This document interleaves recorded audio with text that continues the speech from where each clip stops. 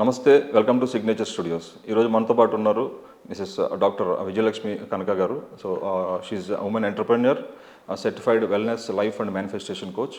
So నమస్తే విజయలక్ష్మి గారు. నమస్తే. విజయలక్ష్మి గారు, మనకి ఈ రోజుల్లో జెండర్తో సంబంధం లేకుండా, అంటే ప్రొఫెషన్తో సంబంధం లేకుండా, ఏజ్తో సంబంధం లేకుండా చాలామందికి కామన్గా ఉన్న ప్రాబ్లం ఏంటంటే నెర్వస్నెస్ అనమాట. అంటే ఎవరితో కొత్త వాళ్ళతో మాట్లాడాలన్నా కానీ, ఏదైనా కొత్త పని స్టార్ట్ చేయాలన్నా కానీ, ఏదైనా నలుగురితో కలవాలన్నా కూడా చాలామంది ఎక్కువగా ఫేస్ చేసే ప్రాబ్లం ఏంటంటే నర్వస్ ఫీల్ అయిపోవడం. సో దీనికి యాక్చువల్ మెయిన్ రీజన్ ఏమనుకుంటున్నారు? నర్వస్నెస్ రావడానికి జెండర్ కారణం కాదు, అంటే ఎవరికైనా రావచ్చు, ఏ ఏజ్ గ్రూప్ వాళ్ళకైనా రావచ్చు మీరు అన్నట్టుగా. సో దానికి ప్రధానమైన కారణం ఏంటి అంటే వాళ్ళు ఉన్నటువంటి కంఫర్ట్ జోన్ నుంచి బయటికి రావడం. కంఫర్ట్ జోన్ అంటే మనకు ఒక ప్లేస్ ఉంటుంది కదా, మనకు ఒక సర్కిల్ ఉంటుంది, మనకు తెలిసిన వాళ్ళు ఉంటారు. సో ఎప్పుడైతే మనము దాని నుంచి బయటికి వస్తామో, లేదా కొత్త వాళ్ళని ఫేస్ చేస్తాము, కొత్త ప్లేస్ని ఫేస్ చేస్తాము, ఎప్పుడు చేయనిది కొత్తది ఏదైనా ట్రై చేస్తాము, ఆబ్వియస్లీ నర్వస్ అవుతాము. ఇది సర్వసాధారణం, ప్రతి ఒక్కరిలో ఉండేటువంటిది. అంటే పెద్ద చిన్న అనేటువంటి తేడా లేకుండా, అంటే ఏ స్థాయిలో ఉన్న వాళ్ళకైనా సరే నర్వస్నెస్ ఉంటుంది. కానీ ఆ పర్సంటేజ్ అనేది డిఫరెంట్గా ఉంటుంది. సో పిల్లలకి ఒకలాగా ఉంటుంది, కొంతమందికి అసలు ఉండదు, అంటే చాలా తక్కువ పర్సంటేజ్ ఉంటుంది, కొంతమందిలో చాలా ఎక్కువ ఉంటుంది. సో వాళ్ళు ఎంత మంచి స్కిల్డ్ పర్సన్ అయినా కూడా, ఎంత బాగా ప్రిపేర్డ్ అయి ఉన్నా కూడా వాళ్ళు సర్టన్ పనిని సరిగ్గా చేయలేరు because of this nervousness. So దానికి రకరకాల కారణాలు ఉన్నాయి. మెయిన్ అయితే ఏంటి అంటే వాళ్ళ మానసిక స్థితి ఎట్లా దీనికి కారణమవుతుంది అంటే, మానసిక స్థితి ఎందుకు కారణమవుతుంది అనేది ఫస్ట్ చెప్తాను. ఎందుకు కారణమవుతుంది అంటే, డిఫరెంట్ మెచ్యూరిటీ లెవెల్స్ ఉన్న వాళ్ళకి ఒకసారి ఫర్ ఎగ్జాంపుల్ ఫస్ట్ టైం ఎవరైనా ఇంటర్వ్యూ ఫేస్ చేస్తున్నారు. సో అది ఫస్ట్ ఎక్స్పీరియన్స్, మనకి కొత్త, మన మైండ్కి కొత్త. సో ఎట్లాంటి క్వశ్చన్స్ ఉంటాయో తెలీదు, ఎలాంటి వ్యక్తులు వస్తారో తెలీదు. క్వశ్చన్స్ ఆఫ్ కోర్స్ కొన్ని గెస్ చేసి ఉండొచ్చు, కొంత ప్రిపేర్ అయి ఉండొచ్చు, కానీ నేను ఎలా ఆన్సర్ చేస్తాననేది నాకు తెలియదు. Okay, because I'm facing first time, నేను ఫస్ట్ టైం ఫేస్ చేస్తున్నాను, ఆ ఎన్విరాన్మెంట్ కొత్త. సో ఇలా రకరకాల రీజన్స్ ఉంటాయన్నమాట. సో అక్కడ నా భయం అనేది, నర్వస్నెస్ అనేటువంటిది కొంత ఎక్కువగానే ఉంటుంది. అదే థర్డ్ ఇంటర్వ్యూ, ఫోర్త్ ఇంటర్వ్యూ అనుకోండి, ఆల్రెడీ ఇంటర్వ్యూ ఫేస్ చేసిన అనుభవం ఉంటుంది. ఇది ఎగ్జాంపుల్ కోసం చెప్తున్నాను. సో 2-3 ఇన్సిడెంట్స్ అయినాయి కాబట్టి కొంతవరకు తెలుసు. సో ఇక్కడ ప్లేస్ కొత్త, క్వశ్చన్స్ ఇంచుమించుగా అదే ఉండొచ్చు, కొన్ని కొత్త ఉండొచ్చు. ఇక్కడ నర్వస్నెస్కి రీజన్ వేరే ఉంటుంది. ఇక్కడ నర్వస్నెస్కి రీజన్ ఏంటి అంటే ఎక్స్పెక్టేషన్. అంటే ఇప్పుడు నేను ఇంటర్వ్యూ ఇస్తున్నాను అంటే definitely I'm expecting the job, right? నేను జాబ్ ఎక్స్పెక్ట్ చేస్తున్నాను, చేయగలనా లేదా, త్రూ అవుతానా లేదా అనే ఎక్స్పెక్టేషన్ ఉంటుంది. దానివల్ల నాకు నర్వస్నెస్ ఉంటుంది. రైట్, అవుట్కమ్ గురించి నాకు నర్వస్నెస్. ఇక్కడ నాకు ప్లేస్ కానీ క్వశ్చన్స్ కానీ అది రీజన్ కాదు. సో ఇట్లా సిచ్యువేషన్ని బట్టి రకరకాల కారణాలు ఉంటాయి అన్నమాట. అంటే మనం జనరల్గా తీసుకుంటే ఇప్పుడు ఎవరైనా ఇంటర్వ్యూ ఫేస్ చేస్తున్నారు అనుకోండి, అంటే ఇంటర్వ్యూ ఫేస్ చేసేటప్పుడు వాళ్ళకి సబ్జెక్ట్ పరంగా వాళ్ళకి నాలెడ్జ్ ఉంటుంది, వెల్ ప్రిపేర్డ్ ఉంటారు. అంటే వాళ్ళ అకాడమిక్స్లో కూడా చాలా ప్రాపర్గా వాళ్ళు జనరల్గా ఎవరైనా ఇప్పుడు ఇంటర్వ్యూ ఫేస్ చేస్తున్నారు అనుకోండి, ఇంటర్వ్యూ ఫేస్ చేసే వాళ్ళ అకాడమిక్స్లో వాళ్ళు స్ట్రాంగ్ ఉంటారు, వాళ్ళ దానికి సంబంధించి అంటే వాళ్ళ మొత్తం త్రూ అవుట్ ద ఎడ్యుకేషన్ దీంట్లో కూడా వాళ్ళు టాపర్లో ఉంటారు, మంచి సబ్జెక్ట్ ఉండి అన్నీ ఉన్నా కూడా పర్టికులర్ ఆ ఇంటర్వ్యూ ఫేస్ చేసే టైంకి వాళ్ళు చాలా నర్వస్ ఫీల్ అయిపోతారు అనమాట. అంటే మనకి ఇది దీనికి మెయిన్ రీజన్ ఏంటి? అయినా బాటప్ వాళ్ళు పెరిగిన ఎన్వైర్న్మెంట్ ఏమైనా రీజన్ అయ్యి ఉండొచ్చు? వన్ ఆఫ్ ద రీజన్స్ పెరిగిన వాతావరణం అని నేను చెప్పను. ఇలాంటి వాటికి అంటే మనం ఫేస్ చేసే సిచ్యువేషన్కి నర్వస్నెస్ రావడానికి చిన్నప్పటి పరిస్థితులు అవన్నీ అంటే ఒక రకంగా రీజన్ అయి ఉండొచ్చు, కానీ ప్రత్యక్షంగా ప్రభావితం చూపించేటువంటివి అంతకు ముందు జస్ట్ బిఫోర్ సిచ్యువేషన్ కానీ, జస్ట్ బిఫోర్ పీపుల్, తను కలిసిన పీపుల్, జస్ట్ బిఫోర్ తనకు అయినటువంటి ఇన్సిడెంట్స్. అంటే మరి అంత పాస్ట్కి వెళ్ళక్కర్లేదు, ఇమీడియట్ పాస్ట్, అసోసియేషన్ కావచ్చు, తను మాట్లాడిన మనుషులు కావచ్చు, తనకు వచ్చినటువంటి ఫీడ్బ్యాక్. మీరన్న ఇంటర్వ్యూదే తీసుకుందాం అనుకోండి ఫర్ ఎగ్జాంపుల్. ఇంటర్వ్యూ దాంట్లో మనం ఒకవేళ ఎట్లా అంటే ఫర్ ఎగ్జాంపుల్ ఇతనికి ఒక ఫీడ్బ్యాక్ వచ్చి ఉండొచ్చు, హెచ్ఆర్ చాలా ట్రిక్కీ క్వశ్చన్స్ అడుగుతారు, లేదా వాళ్ళు అంత ఈజీగా త్రూ అవ్వలేము. సో మనకి ఇప్పుడు ఫస్ట్ రౌండ్ ఈజీయే, సెకండ్ రౌండ్ గెట్ త్రూ అవ్వడం చాలా కష్టము అనేది ఉందనుకోండి, మన మైండ్లో ఆల్రెడీ మనం ఆ ఫీడ్బ్యాక్ ఇచ్చేసాము, సెకండ్ రౌండ్ గెట్ త్రూ అవ్వడం చాలా కష్టం అంట అనేది మన మైండ్కి తెలుసు. సో ఈ మైండ్ ఎట్లా యాక్ట్ చేయడం మొదలు పెడుతుంది అంటే, మీరు ఎంత స్ట్రాంగ్ అయినా సబ్జెక్ట్లో, మీకు ఎంత బాగా ప్రిపరేషన్ ఉన్నప్పటికీ మన మైండ్లో ఆల్రెడీ మనం ఒక ఫీడ్ ఇచ్చాం కదా. సో దానివల్ల ఏమవుతుంది, మనకు వచ్చిన ఆన్సర్ కూడా చెప్పలేకపోవడం, ఆ టైంకి బ్లాంక్ అవ్వడం జరుగుతుంది. ఇంకొకటి, మనము ఇమీడియట్ పాస్ట్ అన్నాం కదా, అంటే జస్ట్ ఇంటర్వ్యూ ఫేస్ చేసే ముందు కలిసిన వ్యక్తులు కావచ్చు, వాళ్ళతో జరిగిన సంభాషణ కావచ్చు, లేదా మనం ఇప్పుడు ఫర్ ఎగ్జాంపుల్ ఇంటర్వ్యూకి వెళ్తున్నామంటే ఆల్రెడీ అటెండ్ అయిన వాళ్ళతో మాట్లాడతాం. సో వాళ్ళు ఇచ్చేటువంటి ఫీడ్బ్యాక్ ఇదంతా కూడా ఎట్లా అంటే తీసుకునేటువంటి మనిషి యొక్క మనస్తత్వాన్ని ప్రభావితం చేస్తుంది. సో ఆ తీసుకునే వ్యక్తి యొక్క మనస్తత్వము మనకు కావాల్సింది మాత్రమే తీసుకొని మిగిలింది వదిలేసేటట్టుగా ఉంటే ఓకే. లేదు ఇతను ఆల్రెడీ భయస్థుడు, ఆ ఫీడ్బ్యాక్ అంతా విని ఆల్రెడీ భయాన్ని జనరేట్ చేసుకొని ఉన్నాడు అనుకోండి, అది అలా క్యారీ అవుతుంది. సో దాన్ని పోగొట్టుకోవడానికి చాలా రకాల టిప్స్ ఉన్నాయి. ఇన్ఫ్యాక్ట్ చెప్పాలి అంటే మెయిన్గా స్టూడెంట్స్ ఎవరైతే ఎగ్జామ్స్ ఫేస్ చేసే వాళ్ళు ఉంటారు కదా, సో వాళ్ళల్లో ఇది ఎక్కువ ఉంటుంది. అంటే చాలామందికి ఫస్ట్ టైం ఉంటుంది పబ్లిక్ ఎగ్జామ్ కానివ్వండి, లేదా వాళ్ళకి ప్రెషర్ అనేది ఎక్కువ ఉంటుంది కదా, సో వాళ్ళు ఎక్కువగా నర్వస్ అయిపోతుంటారు. ఎంత బాగా ప్రిపేర్ అయినప్పటికీ ఎగ్జామ్స్ టైంలో నర్వస్ అయిపోతుంటారు. ఇంకొకటి కొంతమంది బయటికి చాలా హుందాగా కనిపిస్తారు, చాలా స్ట్రాంగ్ అనిపిస్తారు, కానీ when they get to meet somebody new లేదు ఆల్రెడీ తెలిసిన వాళ్ళు కొంత గ్యాప్ తర్వాత కలిసినప్పుడు definitely they will feel nervous. So దానికి రకరకాల రీజన్స్ ఉంటాయన్నమాట. ఇందాక నేను చెప్పాను కదా, సిచ్యువేషన్ ఒక రీజన్ అయితే మన మైండ్ సెట్ ఇంకొక రీజన్ అనమాట. But we can definitely overcome. చిన్న టిప్స్ తోటి ఇదంతా కూడా మనం ఓవర్కమ్ అవ్వచ్చు. ఇది అవుట్ ఆఫ్ కాంటెక్స్ట్ క్వశ్చన్ అనుకోకపోతే జనరల్గా మనకు స్టూడెంట్స్ విషయానికి వస్తే స్టూడెంట్స్ ఈ కాంపిటేటివ్ ఎగ్జామ్స్ సంబంధించి కానీ అంటే చాలా ఎక్కువ ప్రెషర్ ఫీల్ అవుతుంటారు. అటు ఫ్యామిలీ నుంచి కానీ, పేరెంట్స్ నుంచి కానీ, బయట సొసైటీ నుంచి కానీ, వాళ్ళు ఉన్న అసోసియేషన్ నుంచి కానీ. అంటే ఏంటంటే ప్రతి ఒక్కరూ టాప్ ర్యాంక్స్లో ఉండాలన్న ఆ పరుగు ఏదైతే ఉందో, ఆ ర్యాట్ రేస్ అనేది, దాంట్లో పడిపి అది కూడా ఒక వన్ ఆఫ్ ద రీజన్స్ అనుకోవచ్చుగా మనకి ఈ నర్వస్నెస్కి, ఎగ్జామ్స్లో ప్రాపర్గా రిజల్ట్స్ రాకపోవడానికి కానీ, వాళ్ళు వెనకబడడానికి కానీ. అఫ్ కోర్స్ అది రీజనే. కాకపోతే దాన్ని తీసుకునేటువంటి విధానం ఎలా ఉండాలి అంటే మనం ఎప్పుడు కంపేర్ చేసుకోకూడదు. మీరు వేరే, నేను వేరే. ఓకే, సో మీ సామర్థ్యం వేరే, నా సామర్థ్యం వేరే. అఫ్ కోర్స్ గోల్ అచీవ్ చేయాలన్న టార్గెట్ ఉంది అందరికీ. గోల్ సెట్ చేసుకున్నాము, అది అచీవ్ చేయాలి. మీరు వెళ్ళే దారి వేరే, నేను వెళ్ళే దారి వేరే. ఎవరి మార్గం వారికి ఉంటుంది అండ్ ఎవరి అండర్స్టాండింగ్ లెవెల్స్ వాళ్ళకు ఉంటాయి అన్నమాట. అలా అని ఎవరిని అండర్ ఎస్టిమేట్ చేయలేము. ఓకే, సో కొంతమందికి ఒక్కసారి చేయగానే వచ్చేస్తుంది. దానికి లక్ కారణమై ఉండొచ్చు, లేకపోతే వాళ్ళు నిజంగానే అంత కేపబుల్ పర్సన్ అయి ఉండొచ్చు. కొంతమందికి ఒక 2 times పడుతుంది. బట్ మనం యాక్సెప్ట్ చేయడానికి రెడీగా ఉండాలి. ఫస్ట్ అసలు తప్పు చేసేది ఎక్కడ అంటే ప్రతి ఏజ్ గ్రూప్ వాళ్ళు యాక్సెప్టెన్స్ అనేది ఉండదన్నమాట.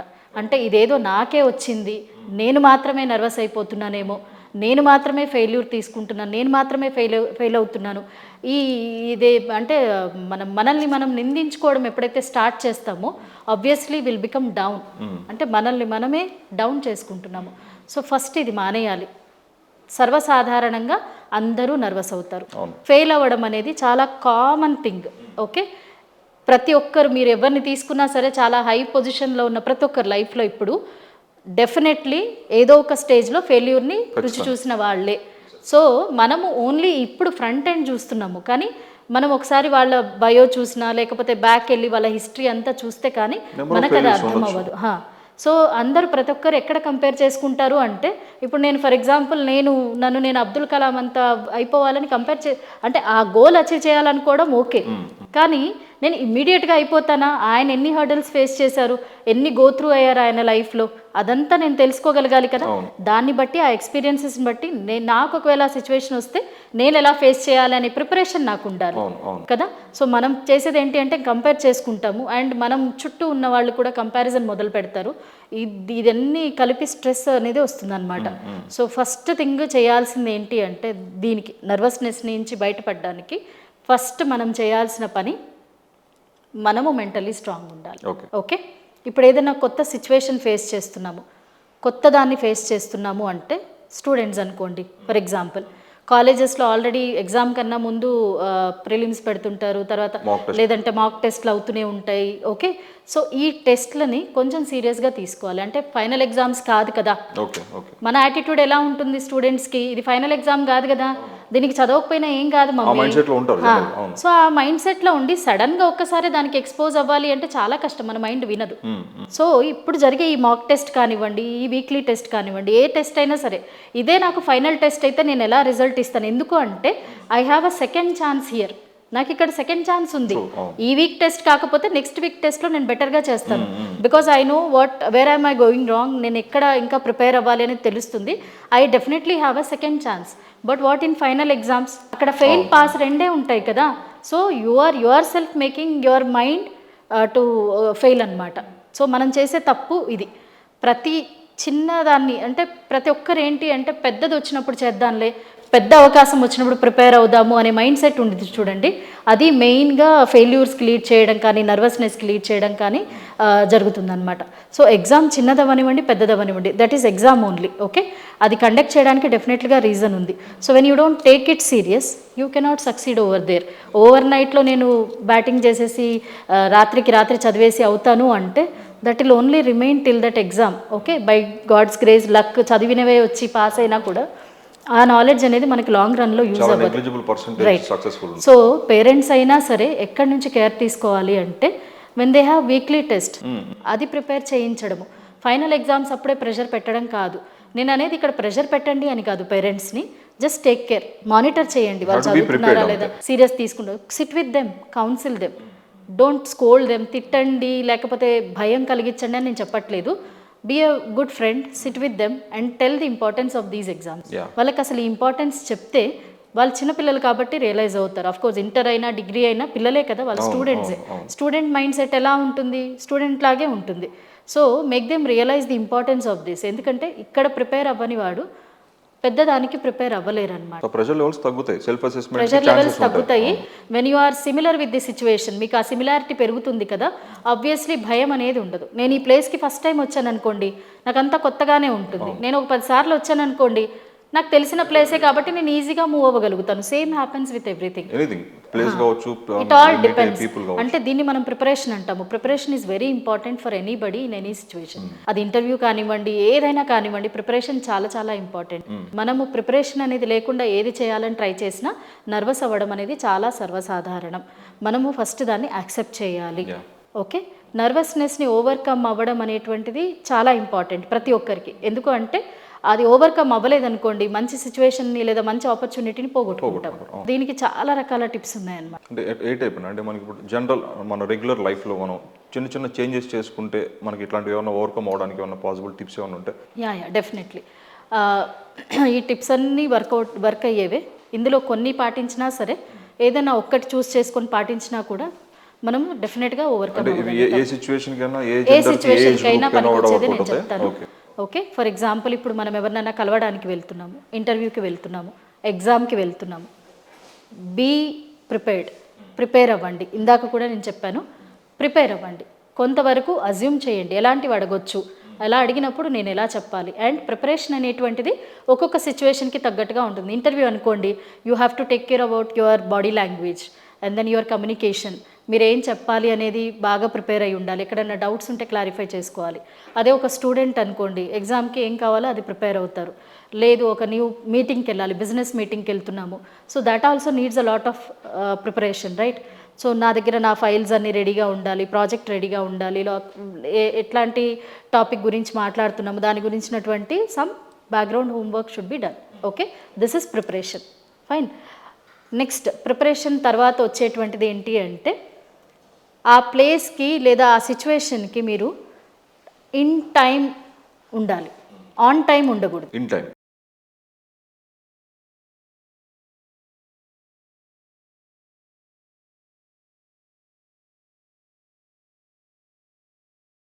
ఇన్ టైం అంటే నేను ఒక 10 minutes, half an hour, 20 minutes ముందు రావడం.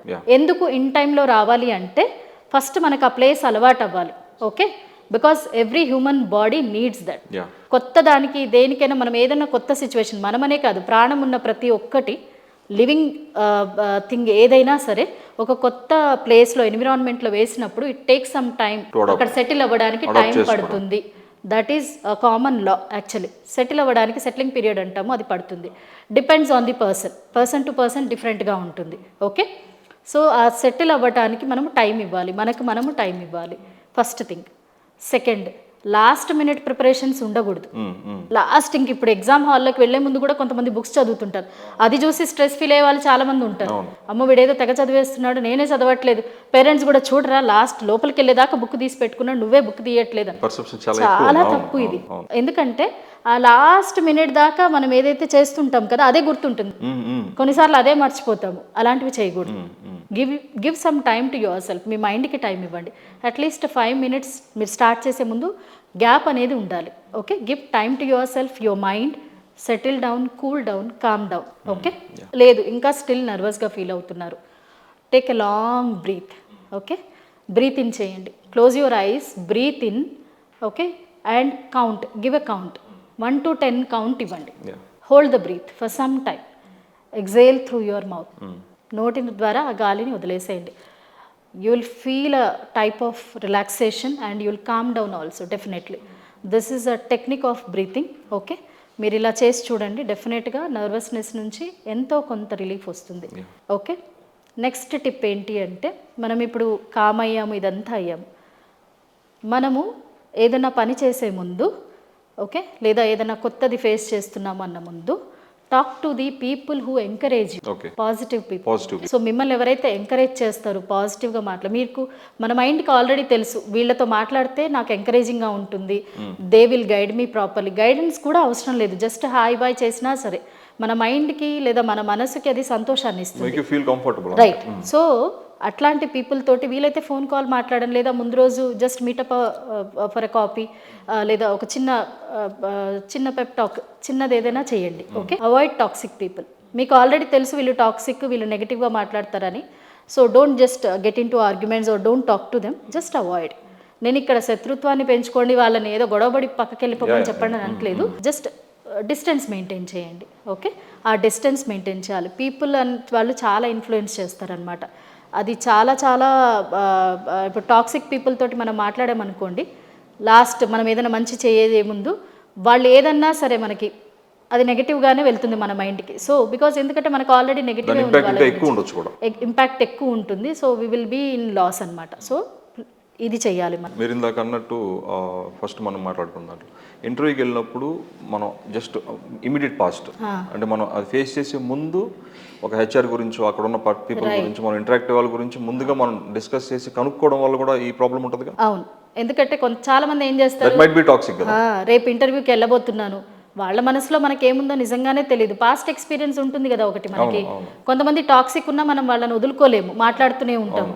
సో అది అవాయిడ్ చేయాలి ఖచ్చితంగా. ఇప్పుడు వెంటనే చెప్పేసే అవసరం లేదు కదా, నేను పలానా కంపెనీకి ఇంటర్వ్యూ వెళ్తున్నానని. ఓకే, ఆల్ ద బెస్ట్ చెప్తే okay, okay all the best, కానీ అక్కడ చాలా కష్టమని విన్నాను, ఆ ఒక్క మాట చాలు, అదొక్కటి చాలు మనల్ని డిమోటివేట్ చేయడానికి. So better you avoid talking. Okay, and ఇంకొకటి నేను చెప్తాను, till the time you succeed or you achieve that, better don't disclose. దానివల్ల ఉపయోగం ఏముంది మీరు డిస్క్లోజ్ చేయటం వల్ల? Once you succeed, obviously your success will speak. మీరు సక్సెస్ అయ్యాక అదే మాట్లాడుతుంది కదా, మీరు వెళ్ళి చెప్పడం ఎందుకు? So better you avoid speaking. Okay, this will calm down your stress levels. ఎందుకంటే మనం ఎప్పుడైతే ఒక విషయాన్ని ఎవరికైనా చెప్పామనుకోండి, అది క్రియేట్ చేసే స్ట్రెస్ చాలా ఎక్కువ ఉంటుంది. వాళ్ళ కోసమైనా మనము అచీవ్ చేయాలనే తాపత్రయం ఎక్కువైపోతుంది, ఆ ఇన్ఫ్లుయెన్స్ ఎక్కువ ఉంటుంది. So better you avoid telling only.